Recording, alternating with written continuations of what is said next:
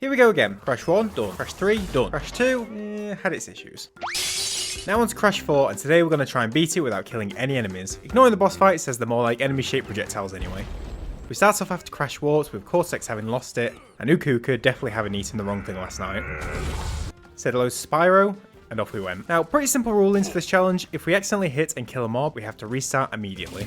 I'm pretty sure I saw this scene in an old Scooby-Doo movie. Come on, I can still take you. Handily with the bigger levels, there's more space to keep to edges to avoid enemies, and the change for Crash 4 is we have access to double jump right from the start. Nice throw. Insanity Peak adds some slightly bigger enemies, but can still get round, although need to keep in mind to stay on the platform though. Had our Indiana Jones moment when finding Granny Lowly. Then met up with Coco, and now the real adventure begins. In the real grind, it wasn't so much avoiding killing the enemies, but stopping them getting us, and avoiding the spiky walls as well. Then we had the first mobs we had to think a little outside the box, or the platform in this case. Damn engine. Now these bulky guys were annoying. We could jump over his sword successfully, well most of the time, but then had to watch on the backswing as well. And of course not to stomp on the enemy. I mean not to stomp on Frank. And handy trick I've learned from other Crash challenges is using the bonus stages as checkpoints. Saves us redoing the numerous Franks over and over again. Nothing too interesting on the hit the road level. A couple of the big mobs were back, who still had a little difficulty getting the timing right, but the main bulk of the level was getting chased by a flaming truck in a hamster wheel. But no enemies, so no issues here. At least with the challenge. And the boss was a little interesting. Of course you are meant to hit the enemies back at the speaker in order to be able to attack the boss directly, but still wanted to see if we could try something. First worked out you could get to the other side early by landing on this ledge. Anywhere else, you get fried. And even then managed to find a way to get on top of the drums as well. But from here, annoyingly, couldn't do anything else. Tried attacking the arms, the sides, the front, but nope, was not having it. And it seemed we would have to fight normally. Yeah, instead I did some searching, and found a way to skip the majority of the fight, by striking the boss with a slide attack, then immediately spinning. It skips the part of the fights where the enemies appear. It did mean we had to send off a few enemies at the start, but that was it. Next on to... what rating is this game? Anyway, moving on. In Booty Calls, there was a noticeable increase in enemies. Mostly easy to dodge, but did have one section that was proven a little more difficult. Then chose to use the right path instead, and there was no enemies at all. So that was easily solved. Hook, Line and Sinker was our first experience playing as Torna. Started off well. Torna has a higher jump than I remembered, so could avoid a lot of the initial enemies by just jumping over or around with plenty of space. The crab was a little tighter timing wise, but just took a couple of goes. Thought this was going to be an issue, but could just skip to the rope. Too bad the grapple didn't work out afterwards. Save Crash and Coco, and on to the next one. In Jetboard Jetty, we did come across some awkwardly placed enemies, so had to be precise on the jumps and positioning, using the boxes for extra lift and a bit of classic crouch jumping. Bennett, this mob has some range. Just got over the two bone throwers and finishing on a mini boss, who we had nothing to do with, and these enemies chose with their own volition to run into Louise. Moving on with the new mask fired.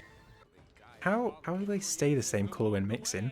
Was concerned going in with Akano's infinite spin, but actually worked out alright for this level. The linesman stroke just bounced off so handy there, and then going into the next level dragging on, where we used the mask a bit more, but there wasn't too many enemies in this one, but the main trope was getting flung by these symbols, and the dragons were unsurprisingly unkillable. I mean, look at the size of them, and did get smacked about by one right at the end.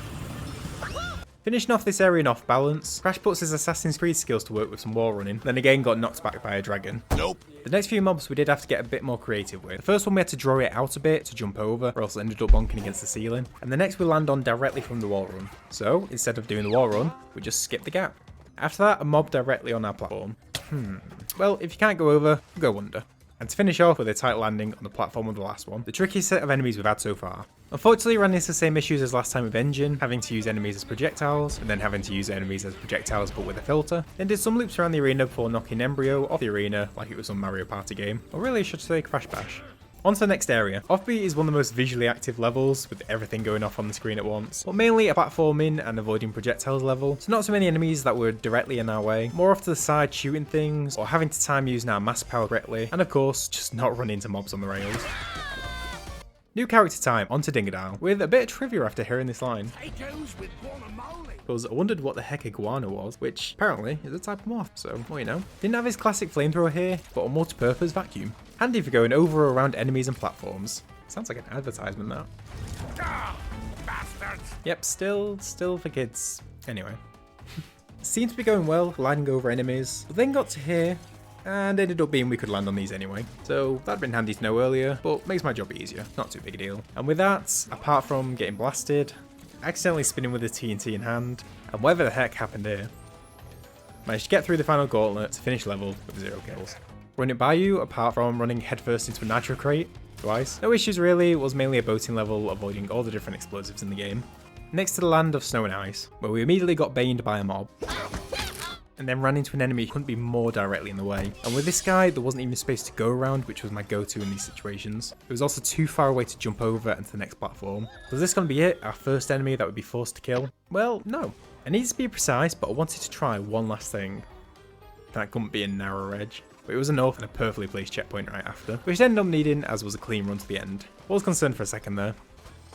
Oops, sorry Crash. This level was filled with mini-bots and their controllers, moving them about. Most we could maneuver around, or even avoid entirely in some cases. And once more where we had to use a centimetre of edge space to land and jump over the mob. No further issues in this one, or in the following bears repeating, but the enemy placements are definitely getting a bit dicier now.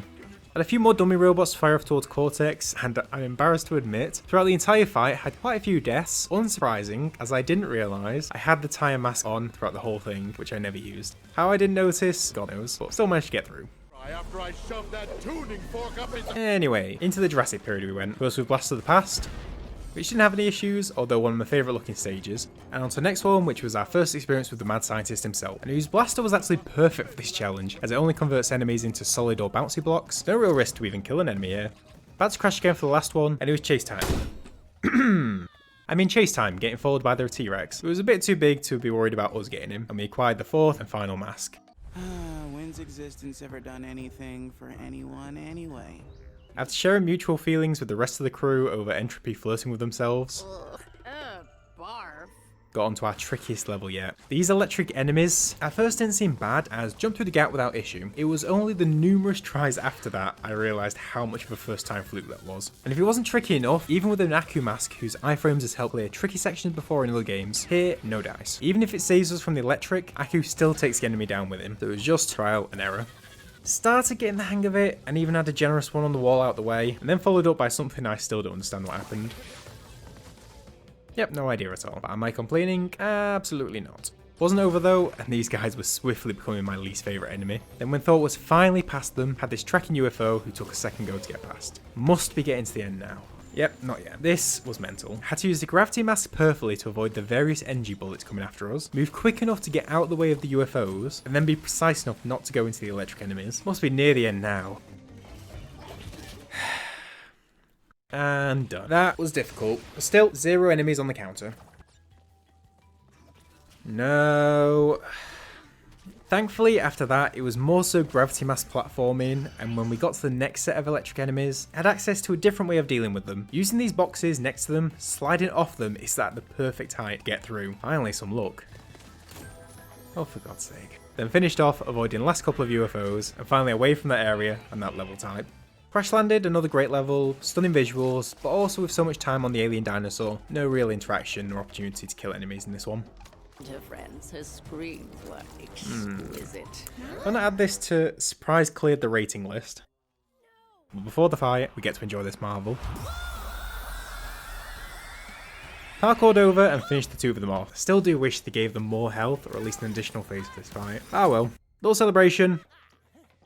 A tail swipe, and we get into the end of the game. Still on 0, could we keep it up till the end? And then we apparently enter the world of the 5th element.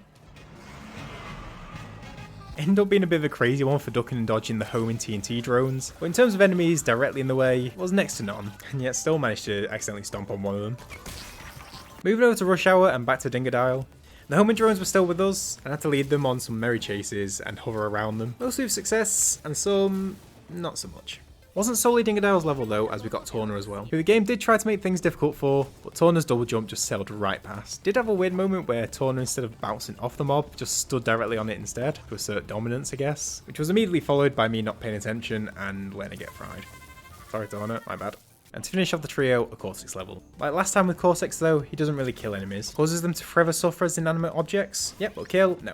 Also to note, I think this is one of the coolest shots in this game, even if it does look like it was built on the side of the Odyssey. And then of course, the inevitable betrayal. Torna and Dingodile give us a boost to send us on our way, where at the same time I must have been away from the controller.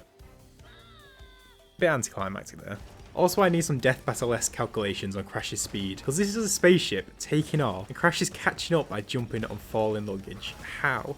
The final area of the game, here we go. If I tell Cortex I've watched too much Dart to know this isn't going to work, but still is plowing forward. Now this level definitely had the most amount of awkwardly placed enemies any level we've come across so far. From rats with spiked shields we had to jump around or float around using the gravity mask, to bugs that generated their own electric force field, to spots where we could see the enemies below but not where I was landing, to flubbers chasing after us. Yeah, this level had it all. Was it enough though? No. Although there were some tight moments, on the whole the level did give us plenty of space to jump around or skip over the enemies as we went, finishing it off with an action movie slow-mo finish. The penultimate level was going smoothly until... okay, not too bad. Oh, whoops. Wouldn't have been too bad if that was the only one, but oh no. Had another soon after, and then randomly forgot what challenge I was doing at this late stage. Then we came across this. Now that's just unfair. My immediate thought was, you're joking, the penultimate level and you put this here. But this game, as we found out throughout, has pixel edges, and once more, that's what saved it.